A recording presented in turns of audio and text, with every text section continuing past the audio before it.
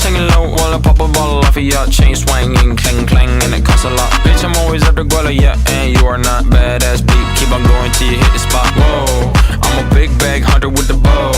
She got a big bed, number drop it low. Mama called me and she happy with the grow. Never ever fall for a thotty, that's a no. Just bought the Kenny about a million options. So it's talking to stop doing the green. And I rock arenas, bringing the peace. I'm bumping that park in the car, pretending I got all the eyes on me.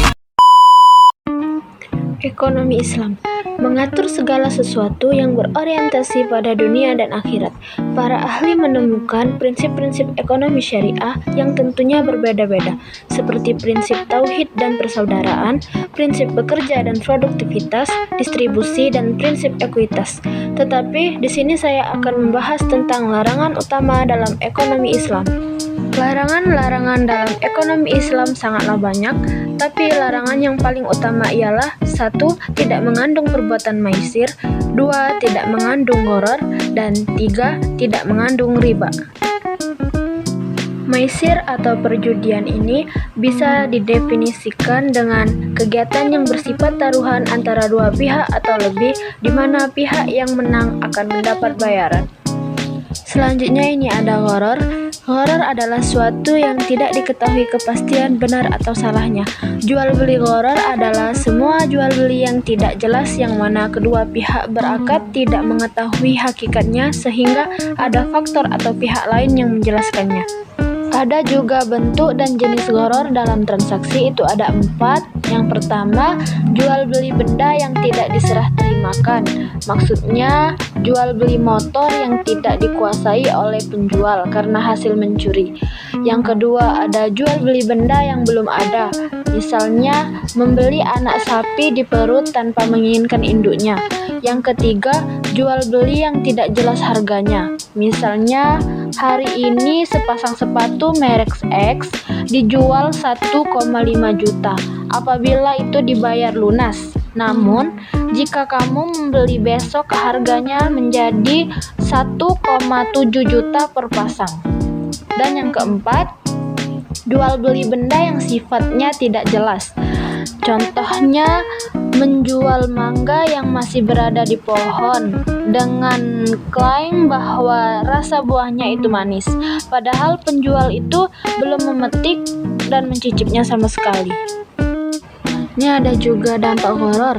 Dampak dari transaksi yang mengandung gharar adalah adanya penzaliman atas salah satu pihak yang bertransaksi sehingga hal ini dilarang sekali dalam Islam. Selanjutnya ada riba atau bunga dalam transaksi. Riba adalah penetapan bunga atau melebihi jumlah pinjaman saat pengembalian berdasarkan persentase tertentu dari jumlah pinjaman pokok yang dibebankan kepada peminjam. Riba secara bahasa bermakna ziyadah. Dalam pengertian lain, secara linguistik, riba juga berarti tumbuh dan membesar. Jenis-jenis riba. Di dalam perdagangan sesuai syariat Islam, riba terbagi menjadi 5 jenis, yaitu riba fadl, riba yad, riba nasiah, riba qard, dan riba jahiliyah. Yang pertama ada riba fadl. Riba fadl ialah kegiatan transaksi jual beli maupun pertukaran barang yang menghasilkan riba, namun dengan jumlah atau takaran yang berbeda. Contoh, penukaran emas 24 karat menjadi 18 karat. Yang kedua ada riba yad. Riba yad ialah hasil transaksi jual beli, namun waktu penerimaan serah terima kedua barang tersebut mengalami penundaan. Contohnya ada penjualan motor dengan harga 12 juta jika dibayar secara tunai dan akan menjadi 15 juta jika melalui kredit. Yang ketiga, riba nasiah. Riba nasia ialah transaksi tersebut menggunakan dua jenis barang yang sama, namun terdapat waktu penangguhan dalam pembayarannya. Contohnya, penukaran emas oleh dua pihak berbeda. Saat pihak pertama telah menyerahkan emasnya, namun pihak kedua akan memberikan emas dalam waktu 1 bulan lagi. Yang keempat ada riba qard. Ialah tambahan nilai yang dihasilkan akibat dilakukannya pengembalian pokok utang dengan beberapa persyaratan dari pemberi utang. Contoh, pemberian utang 100 juta oleh rentenir, namun disertai bunga 20% dalam waktu 3 bulan. Yang terakhir, riba jahiliyah.